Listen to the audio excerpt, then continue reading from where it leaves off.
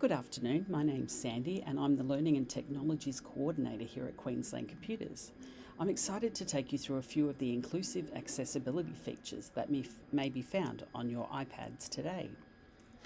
I acknowledge the Turrbal and Yugara peoples as the traditional custodians of the lands from which I am speaking today, and the Balai, the Gurung, the Gurung Gurung, and the Tarabalang Bunda people, and pay my respects to elders past and present.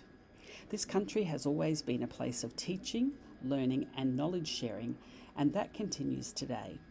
I honour the enduring connection of Aboriginal and Torres Strait Islander peoples to this land, culture, and community. I recognise the ongoing presence and contributions of Aboriginal and Torres Strait Islander peoples and commit to listening, learning, and walking together. The question we're going to think about today is how can technology empower quality learning experiences that are inclusive to all? It might be a good idea to stop the video here and just have a bit of a conversation about that between yourselves.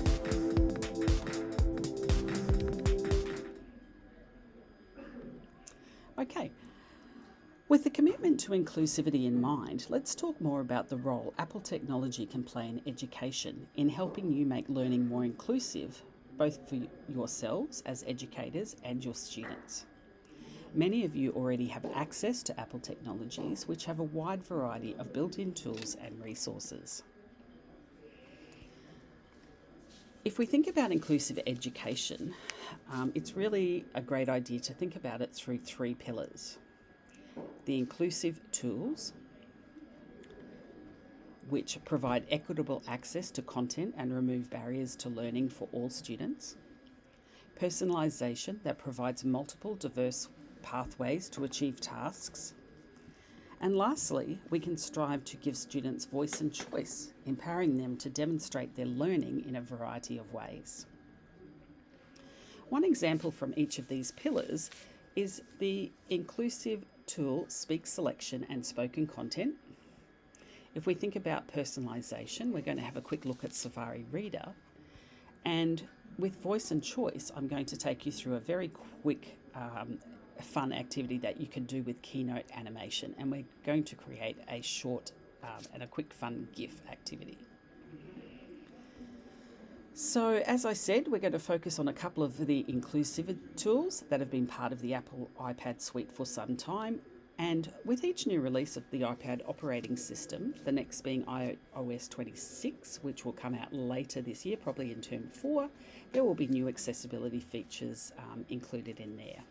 But today we're going to look at spoken content. Just bringing that up on my iPad here. So the first thing we're going to do is we're going to go into settings. So settings is this little cog here, and we're going to go into accessibility features. And in our accessibility features, we have vision, physical and motor, hearing, speech, and accessories. The first one we're going to go into is here in spoken content. So I'm just going to make sure that I've got this turned on. So speak selection means I can select a piece of text and I can have that read out loud to me. Speak screen will do as it says. If I swipe down with 2 fingers from the top of my screen, I can have the whole bit of information from the text read to me. I can choose different voices, so I can have some different accents there. I find that Matilda Enhanced is a really crisp and clear voice, so I use that often. And we've also got speaking rate here, which we can speed up or slow down the speaking rate. Unfortunately, when I do a recording like this, the volume doesn't work, but you'll get a bit of an idea if you have a go on your own device. So now that I've got that set up, I'm just going to hop out of there and I'm going to go into some notes here. I'm just going to go into a little note that I've taken earlier today. I'm just going to highlight that text. I'm going to press down on that and I get this little toolbox that comes up here. Yours may come up as a ribbon, but what we're looking for is we're looking for this speak tool. And when I tap on that, what you'll see happening here is I have set up the highlight button to have, and if you could hear my screen, it would be reading out aloud that text. It's underlining the sentences and it's as it's reading each word, it's highlighting those words.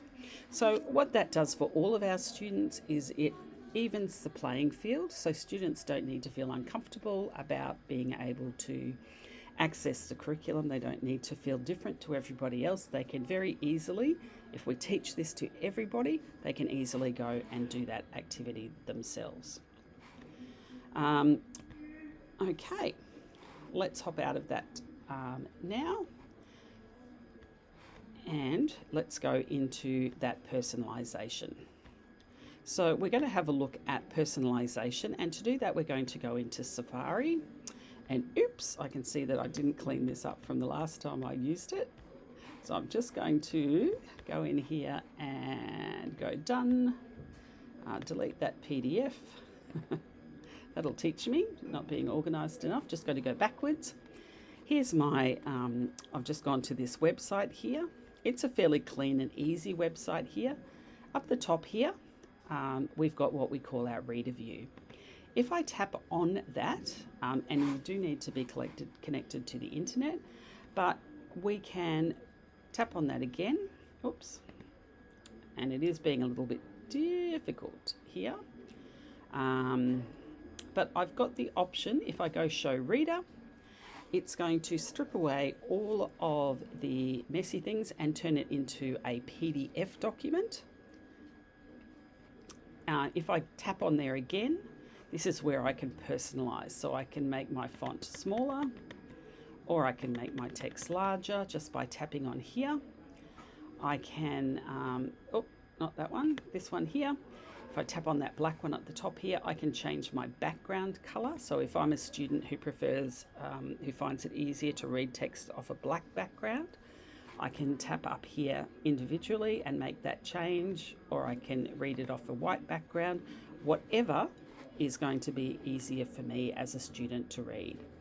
I can also change the font. It's not all the fonts, but there is a number of selection of different fonts, so students can have a look and see which one is going to be most accessible for them. I can also listen to the page. I'm not going to do that one because, again, it's not going to record on my screen for you to be able to see that.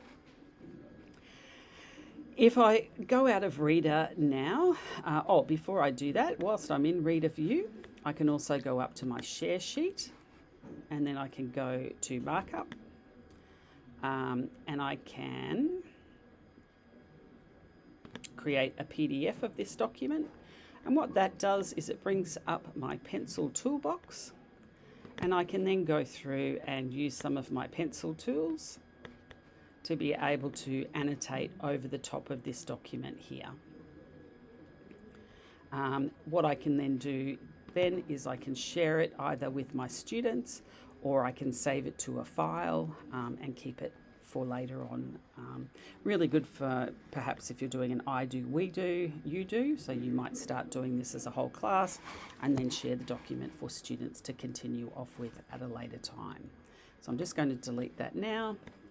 If I hop out of Reader View, so I'm going to hide Reader View now. One last thing that I can do here, which is new, and this is for iOS 18, is that I can hide distracting items. So I can go, right, this particular website isn't too bad, but I can click on different things on this page and I can actually get them to disappear. They will stay hidden every time I come to this website, come back to this website, so that I don't have to come back to here. So here we go.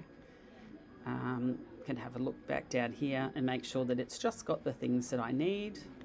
And you can see up here in the toolbar, it's telling me that I've got 4 hidden items. And when I go done, you can see next time I come, it's going to show me that I've got something hidden.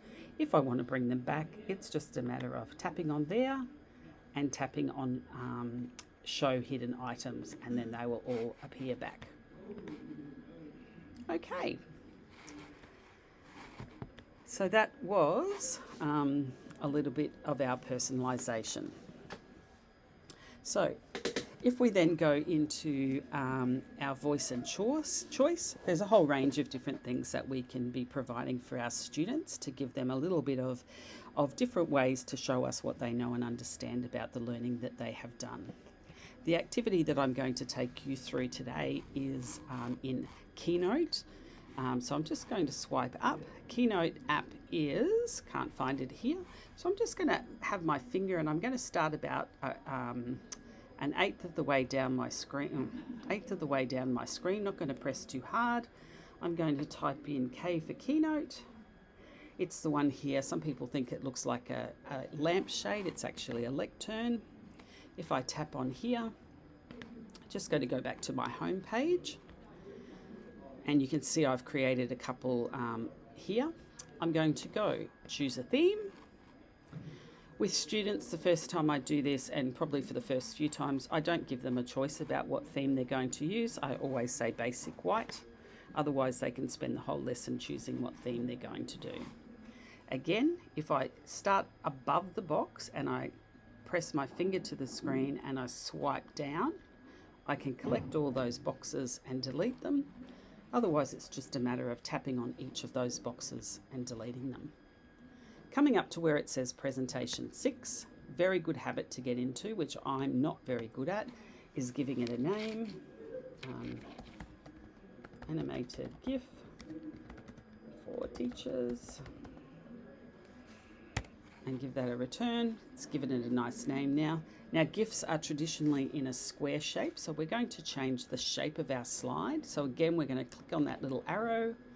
We're going to go Presentation Options, and then we're going to go to Presentation Setup. Oh, no, we're not. We're going to go that one. We're going to go Presentation Options, and we're going to go Presentation Setup. That's what I thought I did. Anyway, then we're going to go right down the bottom here where it says Slide Size, and we're going to choose Square. And when we've got a square, we're going to go Done. Okay. We're now going to add a coloured background, and we do that by going up to our paintbrush, tapping on the word back or next to background. We've got lots of different options of colours, gradients. I'm going to go for a dynamic background. These are the ones that have a nice little bit of movement in them. I'm going to choose this one here. And then I'm going to add some text. Text is found underneath the shapes. And I'm going to, and our animated GIFs can be for anything, but today I'm going to do it inclusive education means education for everyone. Something like that. You can do whatever you like. I actually want to format that a little bit, so I'm just going to tap on that text box so it's got that blue line around it and those blue dots. I'm going to go to my paintbrush. I'm going to center it. I'm going to choose a different font that's going to be a little bit more interesting to look at.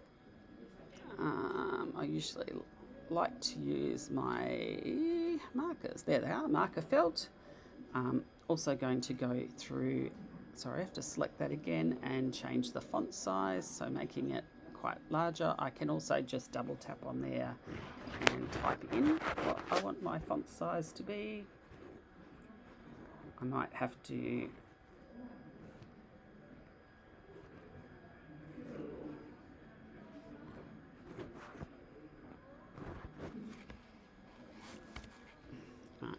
there we go.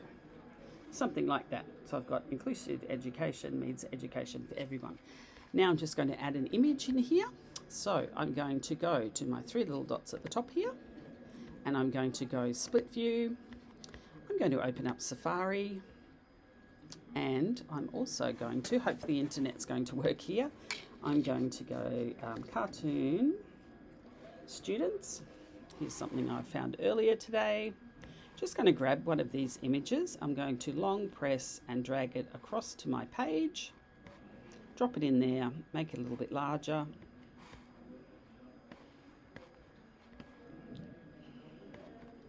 Whilst it's got those little dots around the outside of it, I'm going to go back up to my paintbrush. I'm going to go to my middle tab, which is image, and I'm going to remove the background. So it just looks a little bit better. Then I can either slide my slide over or go to my three dots up the top here to close that whole page. Right, last thing we need to do is we need to give it a little bit of animation. So selecting my text, tapping it with my finger, whoops, let's try that again. Looking for the word that says animate, I'm going to add a build-in, and I'm going to have a look along here, and I'm going to find something that I might like, such as a swoosh. Get my text to swoosh in. Then I'm going to tap on my people, and I'm also going to add a build-in, and I'm going to get some flash bulbs for them. Okay. Before I move out of this page, I'm going to come up to the three little lines up the top here. Sorry, click off that. Come up to the three little lines here. I've got my 2 steps here. Tapping on the first one, I'm going to select after transition. So as soon as this slide opens, this is going to work. My second image I want to have happen, so the animation for my image I want to happen at the same time as my image for my text. So I'm going to choose with build one. I'm going to select preview, and there it is. And I'm pretty happy with that. So then I'm going to select done, top left.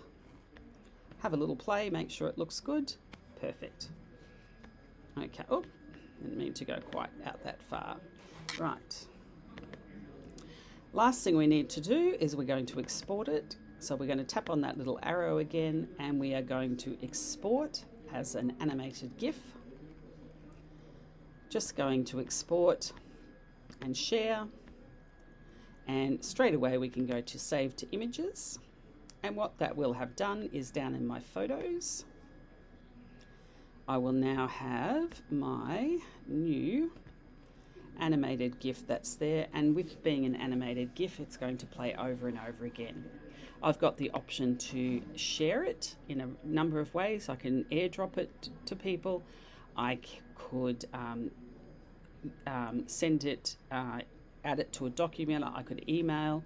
So the kinds of things that you could do here, it could be a sticker, it could be introducing a new topic, it could be a sticker that you email to students to say well done on achieving a particular goal, all sorts of different ways that you will be able to use your little animated GIF.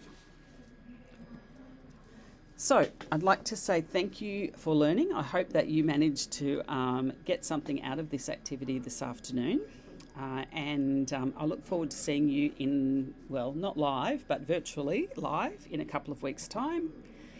If you could just take a moment to scan this QR code, there's a little short survey that you can do at the end of this that will give some feedback to Apple for me. It's completely anonymous, so please just provide your feedback, and that would be really great. Really appreciate that. Take care and have a good afternoon.